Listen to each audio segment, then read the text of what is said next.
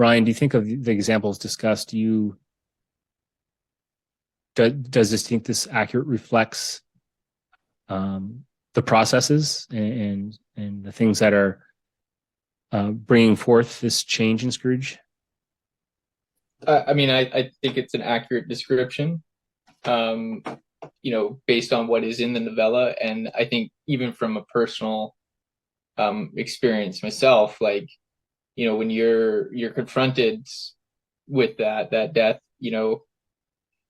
death in a way becomes a friend because death reminds you to treat your life well, to love your life, because someday he's going to come to pick you up, and you got to treat the life of others well.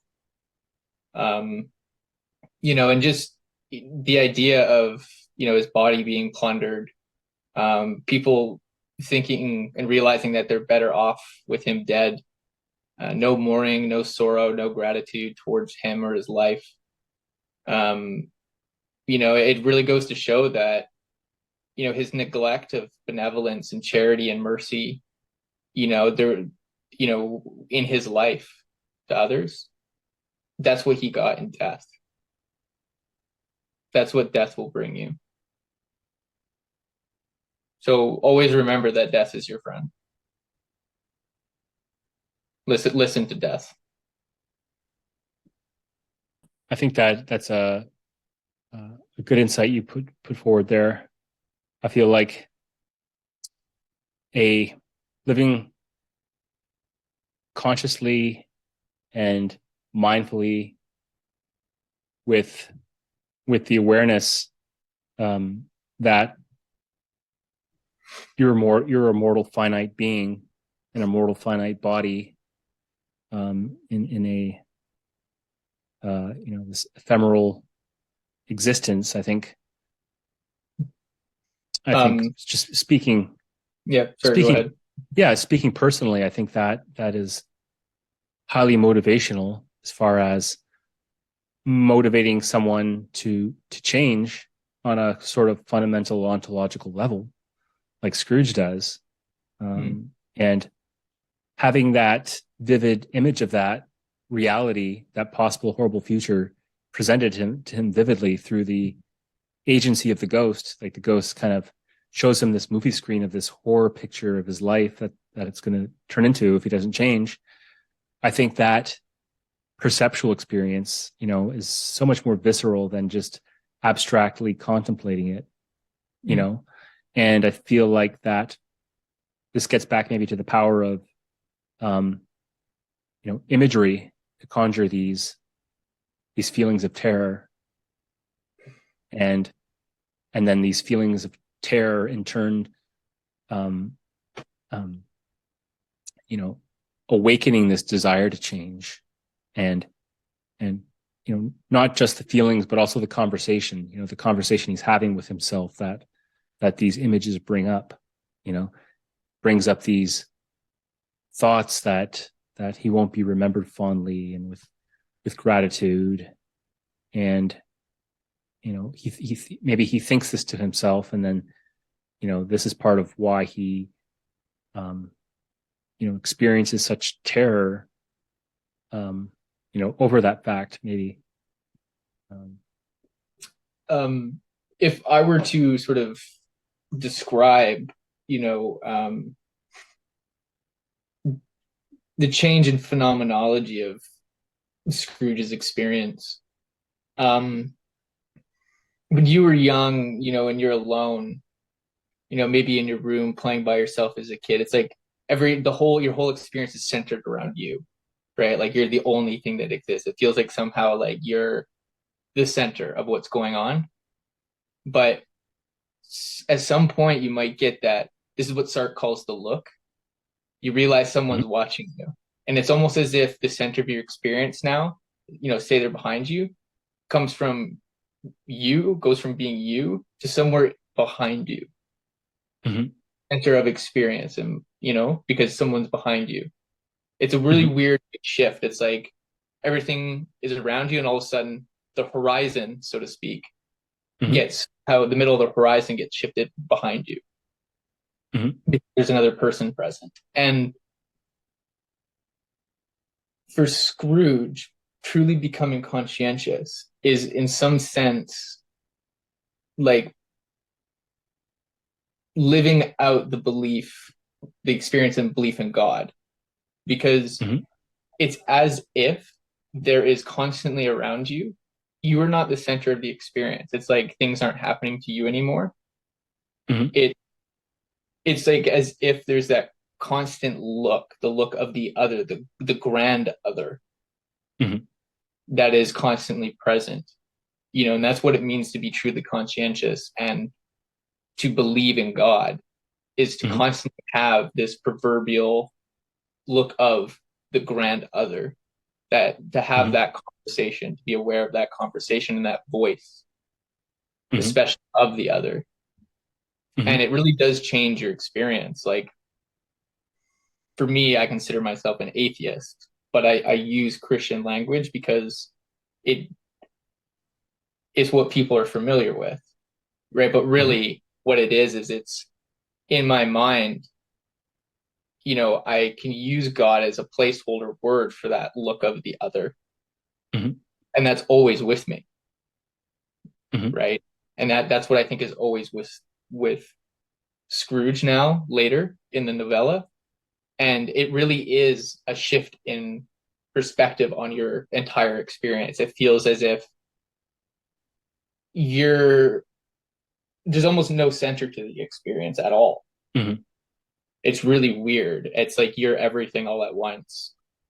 Mhm. It's really strange. And that's what I've personally been experiencing since I've had that relationship with God or the look of the other. Mhm. Um, but yeah, I thought that might be interesting. I don't know if you can get a grasp on what I mean by the look of the other and like what that feels like when you're alone and then all of a sudden somebody becomes present. Mhm. But that's sort of how I feel in terms of Scrooge. He just has that, but on a sort of abstract scale, the general look of the other, that Mhm. general attitude towards benevolence, towards the Mhm. grand. To wrap things up, in summary, we've examined the transformation of Scrooge's ethical orientation to the world and the changes in his personality that accompany that transformation. That this transformation in Scrooge, as we discussed, was characterized as a dying away of unconscientious traits and as a birthing of conscientious traits within him. The becoming of the conscientious self that he truly is, as we discussed, was marked by an increased sense of communalistic dutifulness and by increased moral feelings towards others. When we examined the relationships between experiential factors, for example, Scrooge's non ordinary experiences, and social cognitive factors, such as Scrooge's internalization of dialogical and dialectical processes, and affective factors, such as Scrooge's moral feelings, and how these factors interact to catalyze Scrooge's personality transformation. In bringing our conversation full circle, by returning to the question that motivated our conversation, the question of the meaning of Christmas, I would like to offer my own personal response to this question, which has been enriched and informed by the conversation that we have had. For me, the meaning of Christmas is to catalyze a process of moral change, a change from a less moral being to a more moral being by being open and receptive to the experiences, thoughts, feelings, and behaviors that give birth to that being. This indeed was keeping with Dickens' own artistic intent of the novella, as literary critics have noted. As critic Paul Davis puts it, he, that is Dickens, wanted his Christmas story to transform the life of its reader in the way the spirits transformed Scrooge's life. Whereas critic Joseph Gold notes, the significance of Christmas lies in its answer to the question of what moral conversion looks like in someone who goes from being immoral to moral. The answer, he writes, is to be converted from closedness to openness, from frigidity to warmth, from isolation to brotherhood, from death to life. And that This is the meaning of Scrooge and Marley, and this is the meaning of Christmas. It is in this open-hearted commitment to changing ourselves into the benevolent beings that we truly are that the meaning of Christmas is to be found. So that's my current take on the meaning of Christmas after this latest reading of A Christmas Carol. And so I'm just going to leave the floor with you, Ryan, to close and to offer your own reflections on the meaning of Christmas after all the conversations we've had leading up to this point. Yeah, I just want to end sort of with a quote from my favorite philosopher, Friedrich Nietzsche, of course. We had it earlier in the series, but I just wanted to revisit for everybody and for myself. So I'll just read it off here.